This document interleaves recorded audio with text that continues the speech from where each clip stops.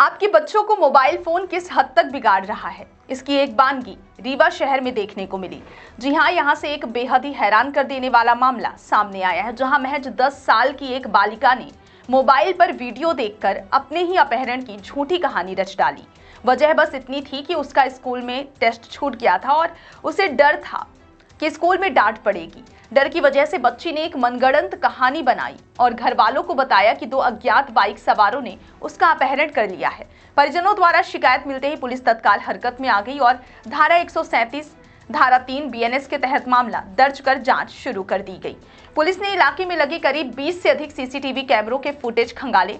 नगर police अधीक्षक ऋतु उपाध्याय ने बताया कि दुआरी गांव से लेकर फोर्ट रोड तक के कैमरों की गहन जांच की गई, जिसमें यह स्पष्ट हुआ कि बालिका खुद अपनी साइकिल से जा रही थी और किसी ने उसका अपहरण नहीं किया था। पुलिस ने बच्ची को सुरक्षित दस्तयाब कर महिला अधिकारी के माध्यम से पूछताछ की, जिसमें चौंकाने वाला खुलासा हुआ। बच्ची ने बताया कि 29 जुलाई को वह स्कूल में टेस्ट नहीं दे पाई थी और उसे डर था कि टीचर डांटेंगे, इसलिए वह स्कूल ना जाकर फोर्ट रोड की ओर चली गई। मोबाइल में देखी गई वीडियो कहानियों से प्रेरित होकर उसने अपहरण की झूठी कहानी गढ़ ली। घटना की गंभीरता को समझते हुए पुलिस ने बच्ची को उसके स्कूल भी पहुंचाया, जहां शिक्षकों और प्राचार्य से बातचीत कर उसे यह भरोसा दिलाया गया कि अब उसे डांट नहीं पड़ेगी।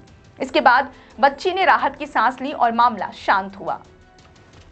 यह मामला न केवल एक झूठी घटना का खुलासा है, बल्कि यह भी दर्शाता है कि मोबाइल और डिजिटल कंटेंट बच्चों की सोच और व्यवहार पर कितना प्रभाव डाल रहे हैं।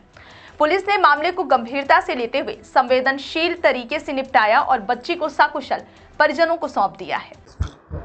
चोरहटा थाना अंतर्गत दिनांक 4/8/25 को एक फरियादिया हमारे थाने में आती हैं और वो बताती हैं कि हमारी 10 वर्षीय बच्ची जो है उसका 2 व्यक्तियों ने अपहरण किया है। उक्त संबंध में त्वरित संज्ञान लेते हुए एफआईआर दर्ज की गई अपहरण के मामलों में और तत्काल टीम रवाना की गई जानकारी निकालने के लिए। चूँकि बालिका मिल गई थी तो आश्वस्त इस बात पर थे कि बालिका सुरक्षित है, परंतु घटना घटित हुई है उस बारे में हमने तत्काल जो सीसीटीवी फुटेज हैं, लगभग 20 से ज़्यादा सीसीटीवी फुटेज जो सरकारी और प्राइवेट फुटेज हैं, उनको सर्च कराया और घटना की तस्दीक कराई। तो तस्दीक कराने में पाया गया कि बालिका स्वयं अपनी साइकिल से जो है फोर्ट रोड साइड गई हुई है।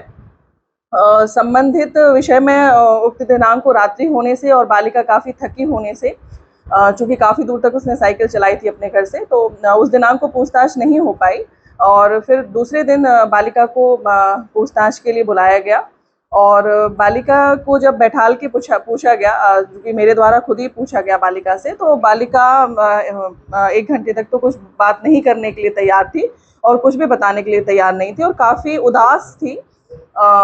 बार बार जो खिलौने वगैरह मंगाए गए, कुछ और पूछताछ करने के लिए उसको बहुत फ्रेंडली माहौल बनाया गया और उसके बाद बालिका की आंखों में आंसू आ रहे थे और बालिका बहुत धीरे धीरे बोल रही थी कि दीदी मेरा टेस्ट छूट गया था, तो इसलिए मैंने ऐसा किया। तो जब उससे बार बार पूछा गया बहुत अच्छे से मित्रवत व्यवहार के साथ, तो फिर उसने बताया कि मेरा टेस्ट छूट गया था और उस दिन मुझे स्कूल जाना था, तो मुझे लग रहा था कि मैं यदि स्कूल जाऊंगी तो मुझे डांट पड़ेगी।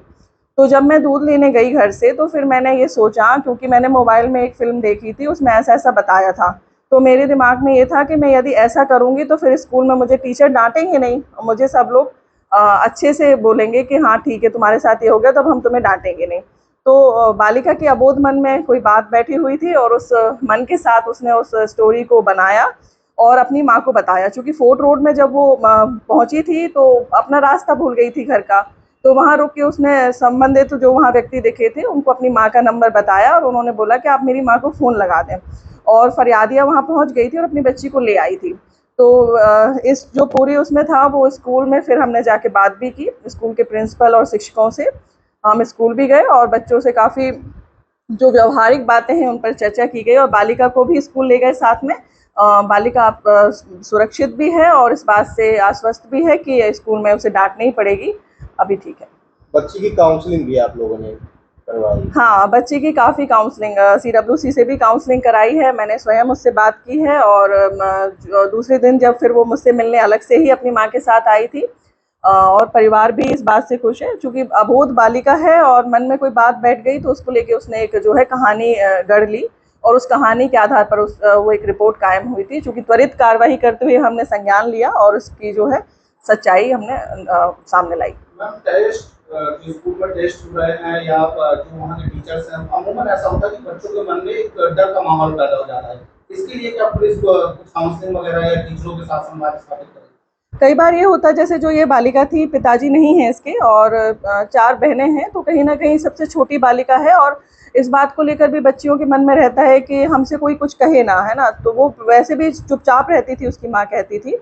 और टेस्ट को लेकर भी छोटे बच्चे हैं, उनको कहीं ना कहीं ये डर बना रहता है कि मेरा टेस्ट छूट गया तो घर पर भी डांट पड़ेगी या फिर स्कूल में डांट पड़ेगी।